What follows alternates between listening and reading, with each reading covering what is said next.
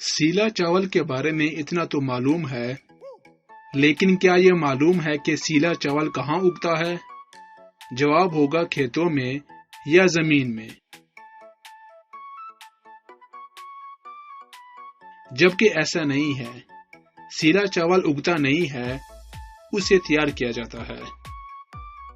ابالے گئے چاولوں کو بھاپ کے ذریعے بالکل خشک کر لیا جاتا ہے۔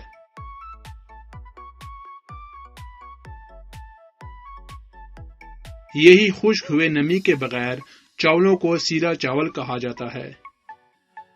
زردہ بنانے، زیادہ مقدار میں بریانی، پلاؤ یا کسی اور قسم کا چاول بنانے کے لیے سیلا چاول کا انتخاب کیا جاتا ہے، کیونکہ یہ ٹوٹتا نہیں اور جڑتا بھی نہیں ہے۔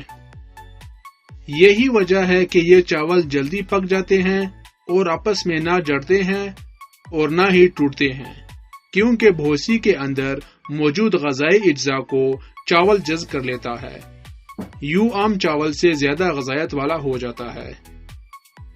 سیلا چاول کی غذائیت کو زیادہ تر نظر انداز کر دیا جاتا ہے اور صرف اس کی نہ ٹوٹنے اور نہ چپکنے کی خصوصیت کو یاد رکھا جاتا ہے۔